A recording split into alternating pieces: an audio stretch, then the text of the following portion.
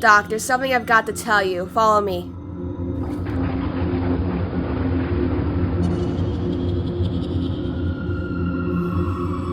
Doc, there's a woman here who came in as a patient, but she is a DEA agent. She set off the first DEA alarm, then she pulled something out of her purse and used it to kill our alarm. Which alarm? The purple globe. It's dead now. So the second alarm is still okay? It's okay because she hasn't stepped in front of it yet. Doc, you've got to be very careful with this woman. She is very scary. Thanks for telling me what's going on. I will be very careful with this woman. I'm going to go talk with my friends.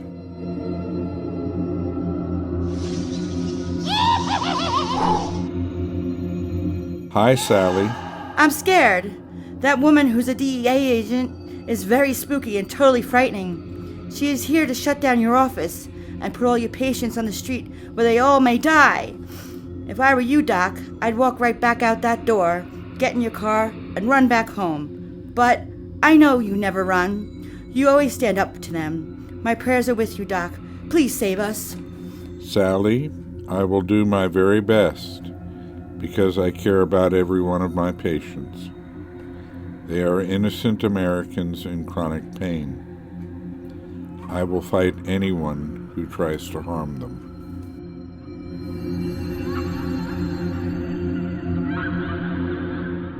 Hi, Oliver. That woman is scary. I fully agree with Sally. DEA doesn't care about the patients at all. None of us count with her at all. You got to be careful, Doc. Be very, very careful. Thank you, Oliver. I will be very careful with her.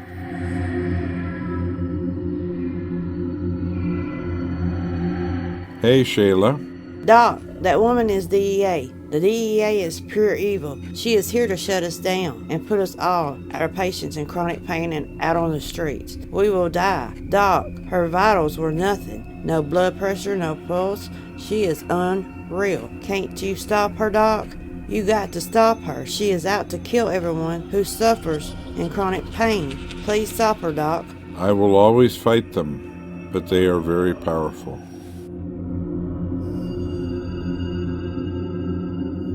Hey, Doc, come in here. I need to talk to you.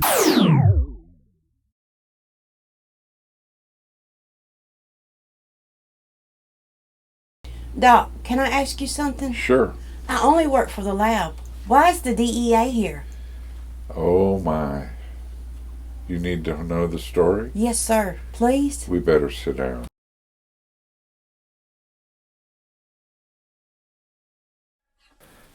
In 2015, the head of the division called the Diversion Division in the DEA went to every state in America. In each state, he met with key legislators from that state. He told them a lie in 49 states. He told them that their state was the number 2 state for prescription narcotic abuse. The only state that was true in was Ohio. The rest were not number 2. He lied to them. But they believed him because of his position in the DEA. He handed him a law and said, pass this and you'll fix the problem. The law was written by the leader in the health insurance industry, which made billions from the law. He also handed out packets of cash, promising to double the cash when the law was passed. The states all passed that law. The law said only a pain specialist can run a pain clinic. That law closed 99% of the certified pain clinics in America. Take, for example, Florida, which was the first state to pass the test. They closed over 800 certified pain clinics in one day. Their pain specialists in Florida could not take anyone in, and that put 320,000 chronic pain patients in Florida on the street with nowhere to go. Alabama passed the law second. They closed over 400 certified pain clinics in one day. Their pain specialist's office is full, couldn't take them in. They put 160,000 on the street in Alabama. Tennessee, we closed 308. We put 120,000 on the street in Tennessee. Nationally, when every state passed this law, the total came to 6.2 million chronic pain patients were put on the street that year. Wow. So, the law in 2015 was based on a lie. The one who wrote the law made billions of dollars by closing all those clinics. Every month it made money. And the money was dirty. That means whoever dies as a result of that law is murder. They put 6.2 million potential murder victims on our street. Yep, that created the opioid epidemic. Wow. Now, I reported the murders in 2016 to 2 Medicare investigators. We met in Murfreesboro. They asked me how to find the victims, and I told them. They asked me how many. I, at the time, told them this is just starting, and said 1 or 2 per county. That allowed them to come up with an estimate of 120. I agreed with that number. Today, that number in Tennessee would be in the thousands. They told me that this was government investigating government, and I could not be involved any further. I said, fellas, there's 18 layers of swamp between you and the Attorney General of America. How are these people going to get justice? The younger one, said, look me in the eye, and I looked him in his eyes, and he said, if the 2 of us find 1 victim, we will never stop. That was good enough for me. 3 months later, they confirmed a victim. They told their boss, an assistant U.S. attorney. She had to call her boss, the U.S. Attorney of Tennessee. He's in Knoxville. That's a recorded call.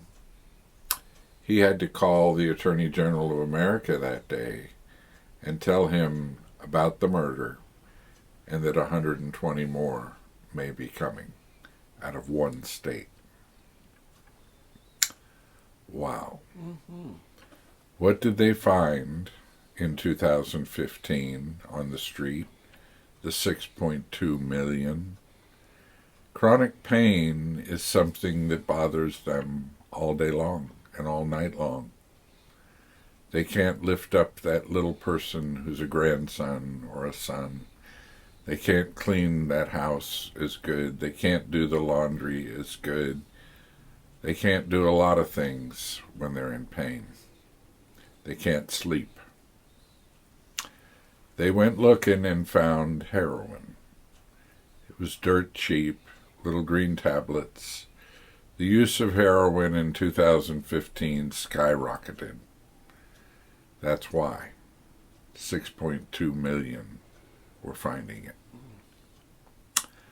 Then somebody in 2016 tried to kill 10% of them. That would be 620,000. He bought enough fentanyl to do that with. Cost him $8 million. The same somebody had to be right there where they turned the green leaves into the green tablets because he laced it into the tablets.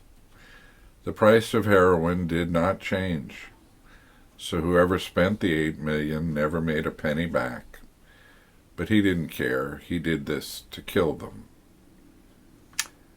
Did he kill 620,000 that year? I think he did. But if they released that as the opioid overdose death toll, he'd have given himself away. So he did a smart thing. He took off the last zero, and the federal government only reported 62,000, which could be blamed on the doctor, and it was blamed on the doctor. The media jumped into that with vengeance. Shut that damn doctor down. He's killing more people than die in auto accidents. It wasn't until 2016's November that an independent lab looked at all the deaths and reported that 90% died of heroin laced with fentanyl, which no doctor prescribes.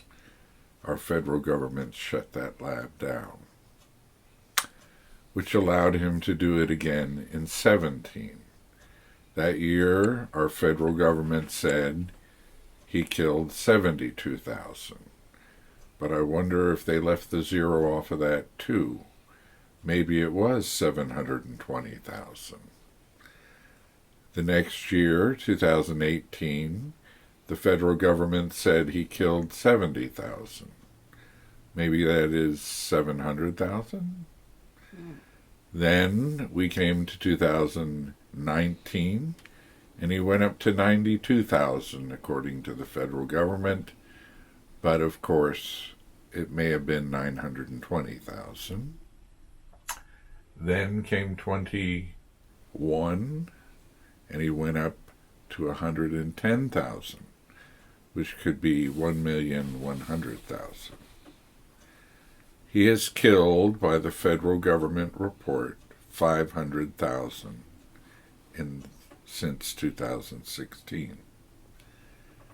But it could be as many as 5 million. This is the largest mass murder in American history. Wow.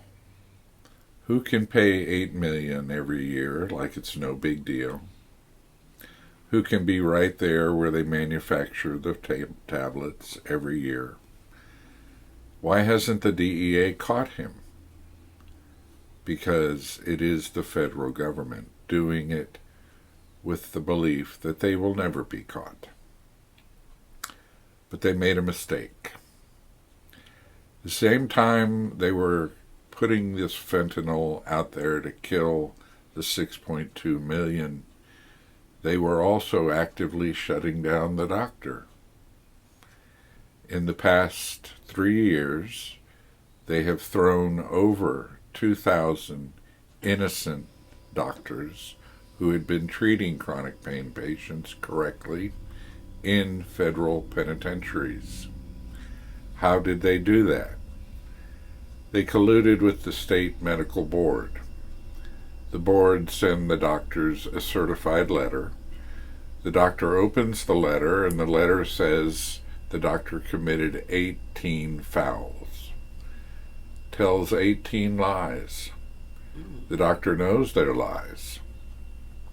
The letter says, call within the next 72 hours or we're proceeding with a hearing to take your license away. He calls and sets up the meeting. At the meeting, the state board tries to convince him to voluntarily surrender his license, telling him truthfully, nothing bad will happen if you do that. But no doctor is going to surrender his license based on a letter full of lies. So he asked for a hearing. But the doctor doesn't know that a medical board hearing is the opposite of a courtroom. Things are allowed there that would never be allowed in a courtroom.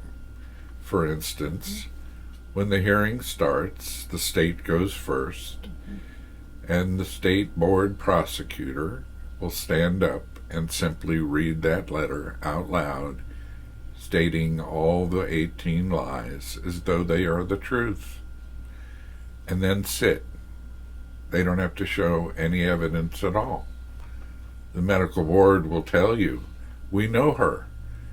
We know she never lies.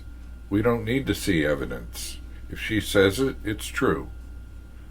The doctor, who they don't know, has to show evidence that she's lying, but they don't know the doctor, and they'll assume it's the doctor doing the lying. They vote and take the doctor's license away. The next day, the doctor's not a doctor anymore. He's at home. Knock, knock, knock on his door. He goes to the door. Federal officials, step out here. Turn around, I'm putting handcuffs on you. Why are you doing this? Because you gave out opiate prescriptions to patients who did not warrant it. That's the federal term they use. The common term is they did not need it. No, sir, I never did that. Yes, sir, your state board certified that you did that. And that's a federal offense, too. I'm taking you to a federal penitentiary. 2 days later, oh, it's time for you to call your lawyer. You talk to the lawyer, tell him about all the lies that threw you in jail. Okay, I'm going to file a lawsuit. I'll get you out of there tomorrow. He files the lawsuit. The judge calls him. You're saying these are lies, but the state board said these are certified true things. I'm throwing out your lawsuit. And the doctor stays in jail. By closing down the doctor to over 2,000 of them, innocent doctors, they put another 900,000 innocent pain patients on our street where they will kill them.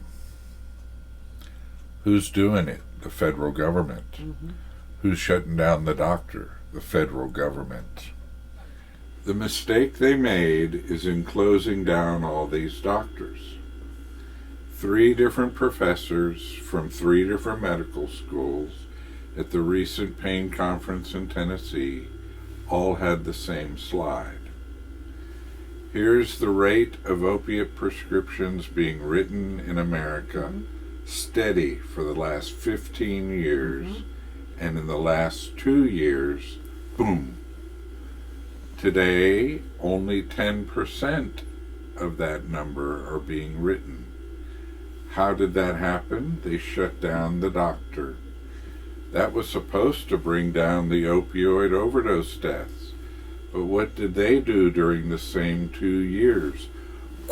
Off the page. That proves the doctor was not causing the opioid overdose deaths. Well, then who was?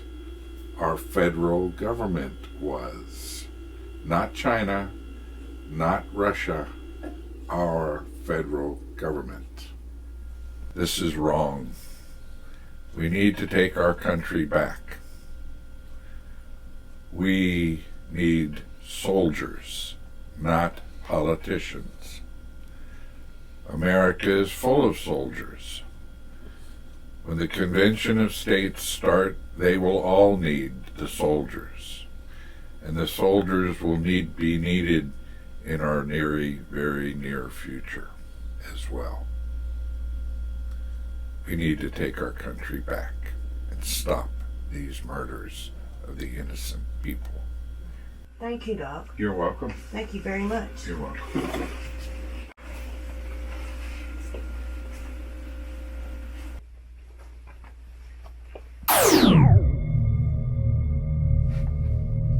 Hi, Teddy. I've never been this scared before in my life. I don't like feeling this way. Can you stop her, Doc? Can you make her go away? The DEA never goes away. The DEA lies all the time. And the DEA is powerful, with every bit of technology at its fingertips. This is my 50th sneak attack.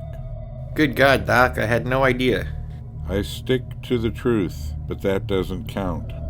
They have the technology to invent their false truth and destroy the real truth. I will always stand against them when they come calling, trying to push me to do something against the rules, so then they would shut me down.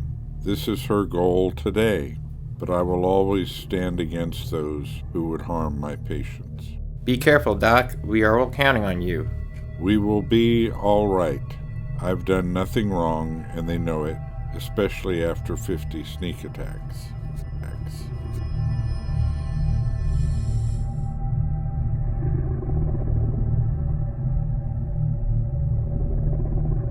Hi, Fred. You are the fox. You know what to do. Yes.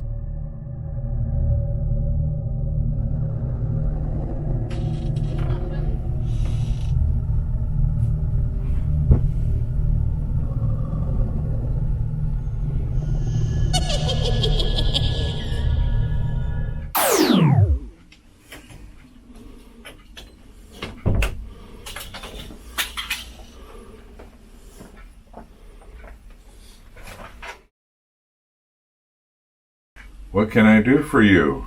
Those fucking pills you prescribed me aren't working at all. I want Xanax 4 times a day. I hate to tell you, I'm making a Halloween video. It'll be a few minutes till I can address your concern. I'm gonna track you down, do you hear me? I'm gonna trail you till I get what I want.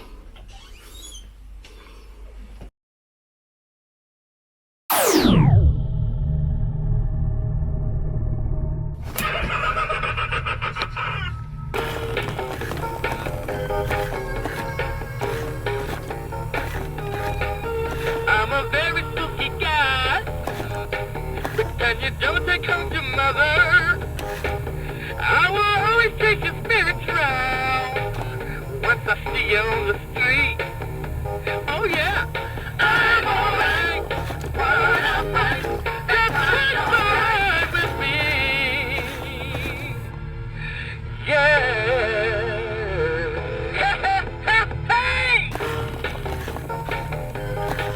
I'm a super freak, a super freak guy. Everybody say, super freak, super freak. Come here, my dear.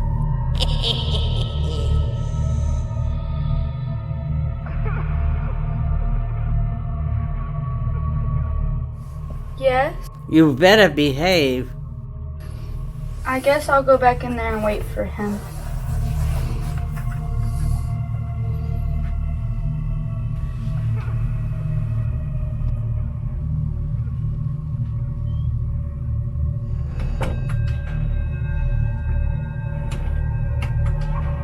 Thank you, Charlotte. Anytime. How many years were you in the FBI? 22 and retired 10 years ago.